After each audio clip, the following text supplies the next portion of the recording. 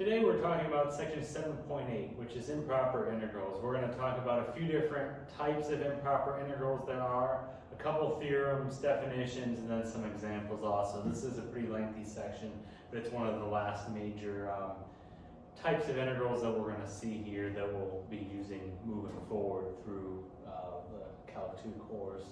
So our goal for this section is going to be to integrate over infinite integrals and functions with infinite discontinuities. So we're trying to integrate over given those parameters. When we look at the infinite region pictured right here, we have our function y equals 1 over x squared. That's this line right there. And then we want to integrate this region here in green. So from x equals 1 to x equals t, which is denoted right there with that interval. And the only thing is t is arbitrary, just has to be greater than 1. So to integrate this, we would do integral from 1 to t, as pictured right here, of 1 over x squared dx, mentioned right there. And then you just integrate this as usual, so that's can be rewritten as x to the negative 2 dx. Then just integrate that, you get negative 1 over x, evaluate from 1 to t, and you get this answer right here.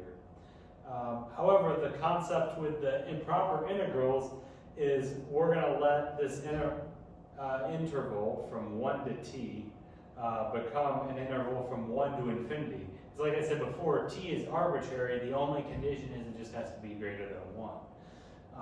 So this is the idea here, is that we're going to instead have our t value go to infinity. We don't know what t is.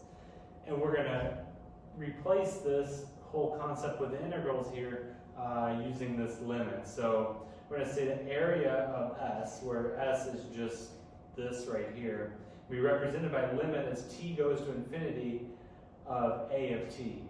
So we integrated up top and we found this answer here, and we're plugging that in for our limit, and then we're evaluating the limit to that part we integrated, and that evaluates to 1. So we're combining limits and integrals with this section. So we would integrate first, we get this value right here, and then we apply the limit to that as t goes to infinity to get a definite quantity for our region that we're trying to solve for. And that's going to be the general idea. Now, there's two types of improper integrals. We're going to look at the first type here and the second type after we take a look at the first couple examples. So for improper integrals type 1,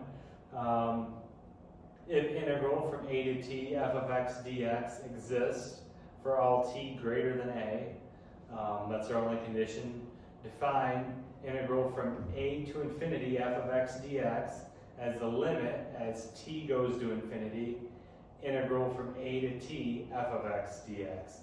So we're just rewriting this integral here using the limit, as I was mentioning before. So we're taking our integral right here, applying that limit, and then t goes to infinity, we're replacing infinity with t. So this infinity here is getting swapped by t. T is infinity is moving down to our limit there. That's the idea, and we just have to ensure that this limit exists. So that's the main thing. And then second, if integral from t to b, so notice here we have a to t. If we have t to b, f of x dx exists for all t less than or equal to b. Notice it's just opposite of up here. Now we're just talking about b instead of a. Same principle though. We define negative infinity to b, f of x dx equals limit as t approaches negative infinity, integral t to b f of x dx, given such limit exists. So again, same concept.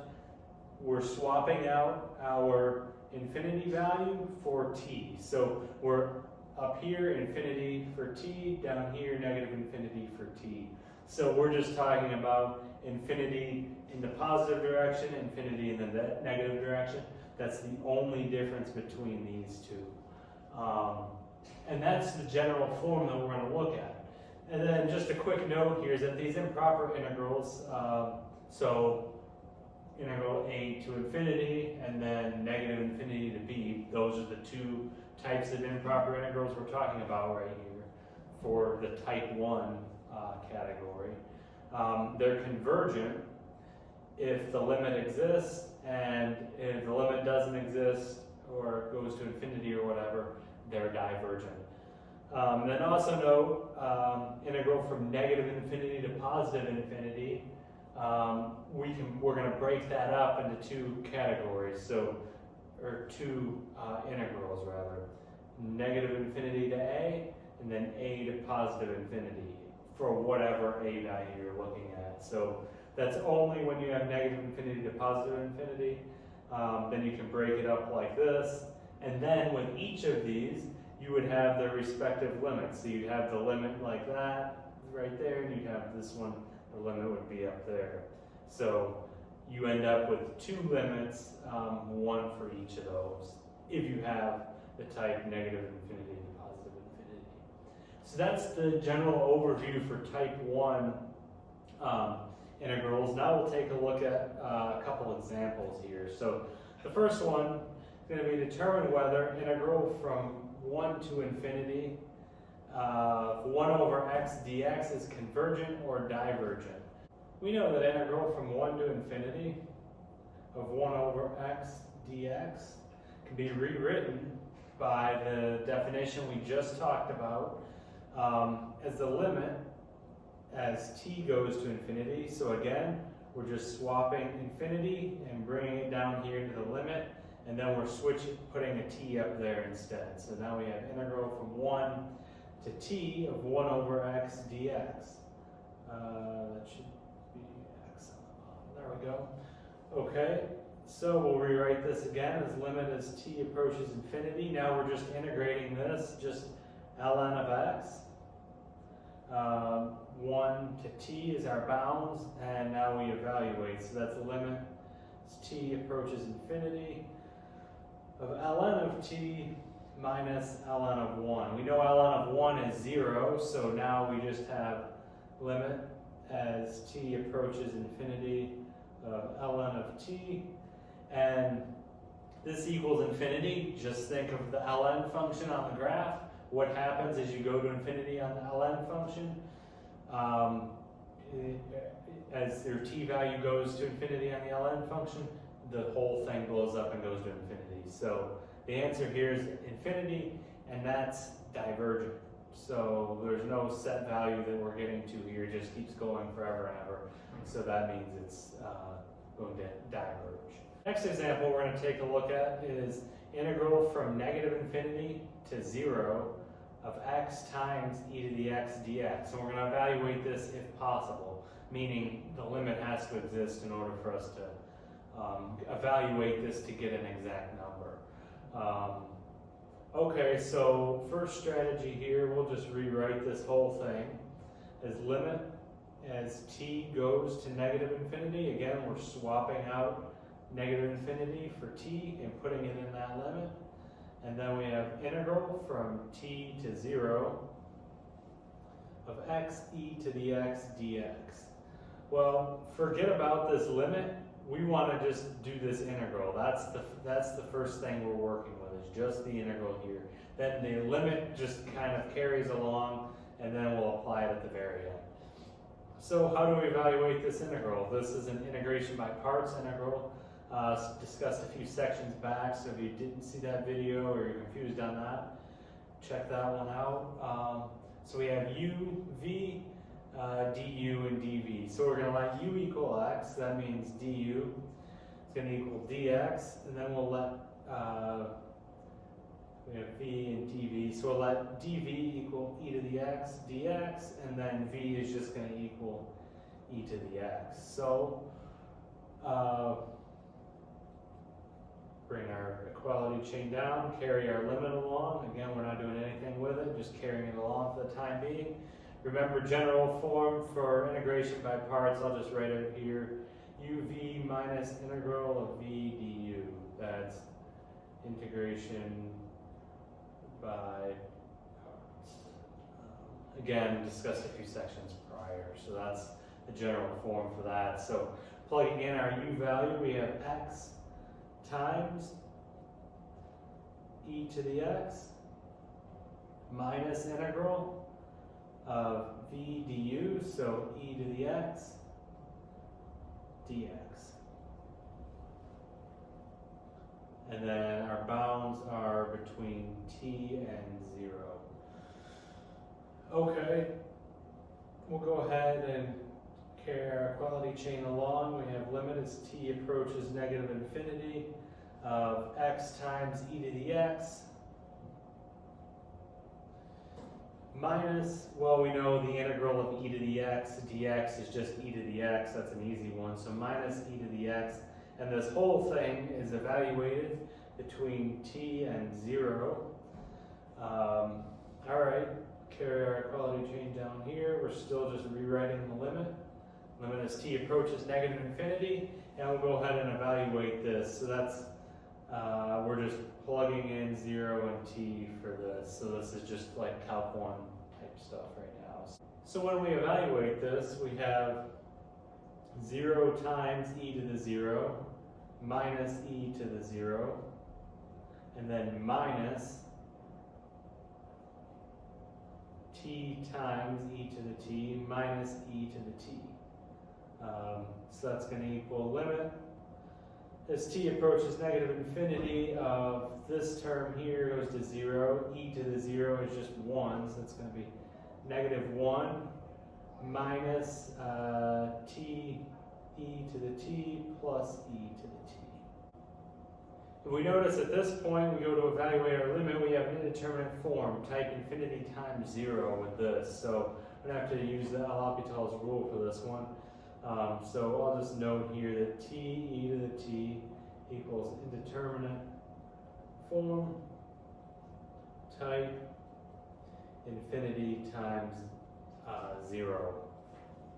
So this is going to equal t over 1 over e to the t. We're just rewriting this here so that it can become an indeterminate form, infinity over infinity, and now we can apply L'Hopital's rule, because remember, L'Hopital's rule can be only applied to once you're into the fraction form. So now that we're in this form, we can apply it.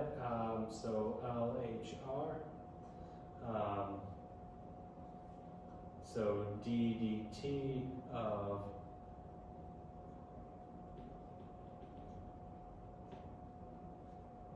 d dt of t over d dt of 1 over e to the t. So after applying L'Hopital's rule, we get 1 over negative e to the negative t, which can be rewritten as negative e to the t. So that's what we're going to apply with our limit. So we're going to take this right here and plug that into our limit. So we're rewriting this term right here as negative e to the positive t. And then we'll apply our limit. So we bring our limit equality chain here. We have limit as t approaches negative infinity of negative 1 minus e to the t plus e to the t. And these we can both evaluate now. We know this is going to blow up to 0, and this is going to blow up to 0. So we just end up with negative 1 as our final answer. So to answer what was originally said, evaluate if possible. Yes, this is possible to evaluate. We do get a finite number of negative 1. And therefore, this is convergent. So,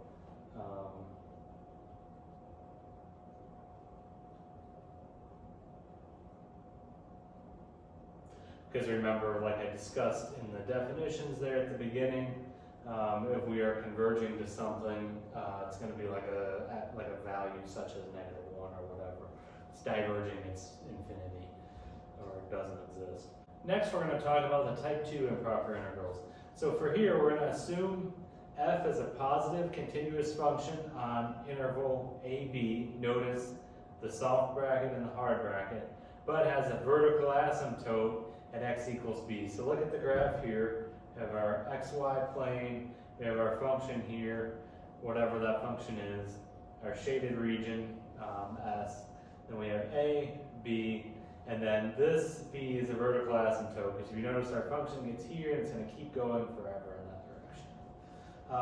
So to find the area A of t, so this area here, under our f of x curve, notice it's unbounded, region S, so we're going to look at the interval A to t, where t is somewhere between A and B. So t is arbitrary as long as it's somewhere between A and B. So t is somewhere in here. And the general form for this is going to be A, area, equals integral A to B, f of x dx. And we're going to trade this out for the limit as t approaches b from the left of integral A to t, f of x dx. So before we were trading out infinity for t, now we're trading out like when we have vertical asymptotes. So we have a vertical asymptote at b, so we're trading that out for t. So we're here, we get our limit, and then switch b and t. That's what's switching. A stays the same, just like before we were switching the infinities. So the definition here, there's three parts to this definition. Part A, and notice again they're type 2. We talked about type 1 earlier. So for part A, if f is a continuous function on interval A to B and is discontinuous at B, then integral A to B f of x dx equals limit as t approaches b from the left, integral A to t f of x dx. That's exactly what we just discussed in this visual example right here. Same process that we just did there. For part B now, likewise, if f is a continuous function on interval A to B, where A is the open side, where that could have the vertical asymptote on the left, and is discontinuous at A, then we have integral from A to B, f of x dx, limit as t approaches A from the right. So up here, we're coming into B from the left. Now assume that there's one here. If we had a different picture, you're coming into A from the right. So you'd be coming into A like this, or like that, or something. So we're coming in from the opposite direction. Again, same process though. So limit as t approaches A from the right, t to b, f of x dx. So now notice t is on the bottom, up here t was on the top. That's the only difference between the two. And finally, if f is a continuous function on interval A to C, union C to B, where there's like a discontinuity at C, then integral from A to B f of x dx, written as limit as t approaches C from the left, of integral A to B f of x dx plus limit as t approaches C from the right, integral t to b f of x dx. So we're hitting it from the left side, we're hitting it from the right side. So if we were up here, it'd be like this way and then this way. So we're hitting both sides. Say this was our discontinuity or something. That's the idea. And then just note that the convergent, divergent, same as before, what qualifies convergence and divergence. All right, we'll take a look at one example for this type because the whole process is very similar.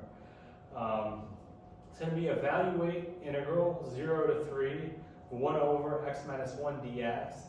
And we're going to note that 1 over x minus 1 is not continuous. Now you might need to figure this out for yourself if you didn't realize that, but it's not continuous on our interval 0 to 3. So always note the interval that you're looking at.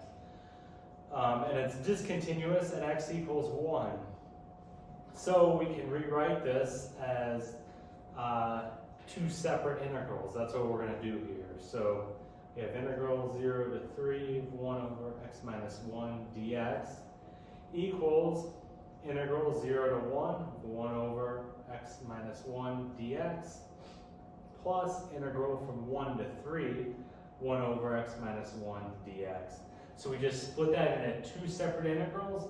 to account for that discontinuity at 1. Now we're going to use, so this is very similar to that last part of the definition that we talked about on the last page, where that discontinuity there in the middle, not at one end of the bound, so in the middle. So now we're going to have two different limits for this one. So that, again, this is a little more complicated. We're looking at this, and if you notice from here, you have two limits, this one and this one. That's the idea. So we're going to rewrite this using the limits now. So we have limit as t approaches 1 from the left, integral 0 to t. So we're switching out t and 1 over x minus 1 dx, plus limit as t approaches 1 from the right, integral t to 3, 1 over x minus 1 dx. Again, just look at the formula on the other page. Now we're just evaluating these two sub-problems. We have this sub-problem and this one. So these should not be too difficult to integrate here either. So we have, carry our equality chain down, limit as t approaches 1 from the left. This is going to evaluate to ln, absolute value, x minus 1, and then we're evaluating from 0 to t, and then plus limit as t approaches 1 from the right, ln absolute value x minus 1, and from t to 3. That's going to be what we're evaluating here. This is pretty straightforward at this point. Limit as t approaches 1 from the left, ln absolute value of t minus 1 minus ln absolute value of 0 minus 1 plus limit as t approaches 1 from the right, ln absolute value of 3 minus 1 minus ln absolute value of t minus 1. Now we'll just carry our equality chain down. So we have limit as t approaches 1 from the left.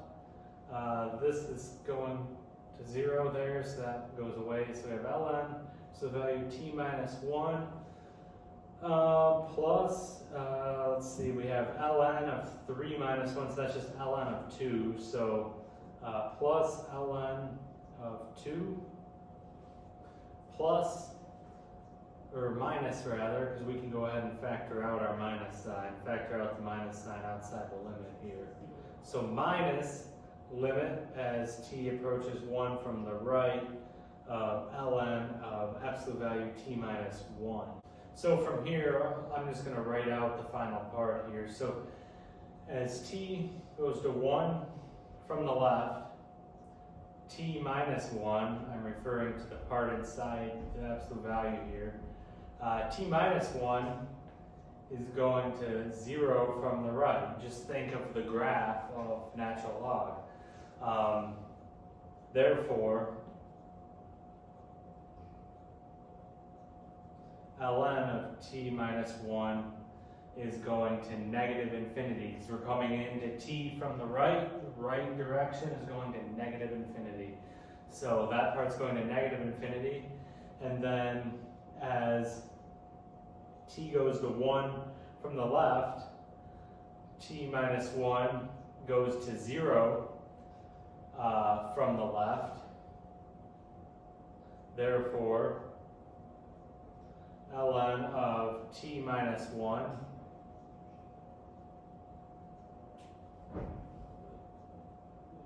goes to negative infinity again. Now we're just going to combine these two along with what we have up here. So that gives us, we were to bring that down here, this is basically our evaluation step right here.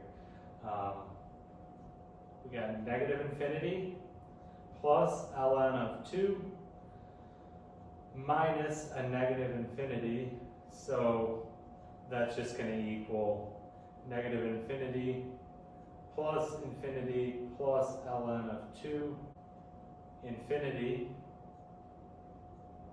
which is divergent. That's our final answer. You're probably wondering, why is it divergent? Well, we have infinity minus infinity plus ln of 2. Who knows what that goes to? That could add up to 1, it could add up to 1,000,000. We don't know. That's why it's divergent. And that's the final answer for that problem. Now, the final thing we're going to look at for today, along with one example that coincides with it, is going to be the comparison test for improper integrals. So we're going to assume f and g are continuous functions for x greater than or equal to a. So two functions, f and g, they're continuous. Then we're just assuming f of x is greater than or equal to g of x is greater than or equal to 0. Not much going on there. Then we got two things going on. We have, if integral from a to infinity f of x dx converges, so does integral from a to infinity of g of x dx. So we're saying if this converges, so does that. Likewise, if integral from a to infinity g of x diverges, so does integral a to infinity f of x. So diverges, converges, one is implying the other. That's what's going on here, is one implies the other. So that we can draw assumptions about something else given one thing. The comparison test is actually really helpful, especially when you get into solving series and sums. So the example we're going to look at is integral from 1 to infinity root of 2x cubed minus x minus 1 over 5x cubed plus x squared plus 5 dx, convergent or divergent. Well, you know we're going to need a limit because this is an improper integral, type 1. We remember we were just discussing type 2 over here. This is a type 1 because we're dealing with infinity. So we're going to need a limit. So basically what this is asking is limit as t goes to infinity, integral from 1 to t, is this going to diverge or converge? So that's very difficult to compute how it is now. So the comparison test allows us to dwindle this whole expression here down into a much smaller term, something that's very easy to evaluate. So we know that 0 is less than or equal to everything we see there, over 5x cubed plus x squared plus 5. And our goal is to just reduce this to something that's really easy. So if we're just going to take away terms, so square root of 2x cubed. So we'll just kill off that x and that 1 in the numerator. And then that's over 5x cubed plus x squared plus 5. You notice because both of these were negative, this grows on the numerator. So this whole term here is bigger than this whole term here. Hence comparison of what's going on. So we can reduce this even more, so that's greater than or equal to square root of 2x cubed over 5x cubed. So we can just forget about those, and now we're just looking at something that's really easy to work with. So square root of 2x cubed over 5x cubed could be rewritten as root 2 times x to the 3 halves divided by 5x cubed.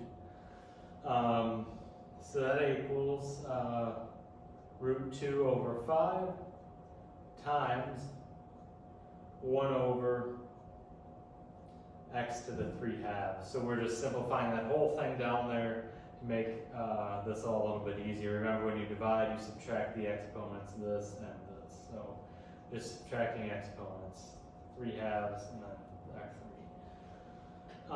Now we're just going to evaluate this for our integral. So this is what we really want to focus on. So draw this line down here. So we're going to rewrite this as integral from 1 to infinity of root 2 over 5 times 1 over x to the 3 halves dx.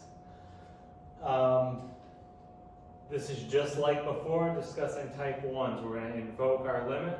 So limit as t approaches infinity. We'll factor out our root 2 over 5. And we have integral from 1 to t of 1 over x to the 3 halves dx. Actually, I'm going to rewrite that as x to the negative 3 halves right now, just to make that a little easier. Stay with the step. We can factor this portion outside the limit. We don't care, so we're just going to factor that out. That's not part of the limit we're evaluating. So get that out of the way. Then limit as t approaches infinity, 1 to t x to the negative 3 halves dx. Now we'll evaluate our integrals. So we have root, wrote that wrong, that should be root 2 over 5. So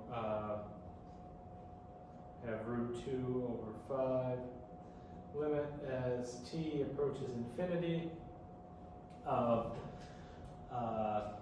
negative 2x to the negative 1 half, evaluated from 1 to t. So that's our evaluation of our integral, is what we did in this step. We got to here. Now we're just plugging in. So we have equals root 2 over 5.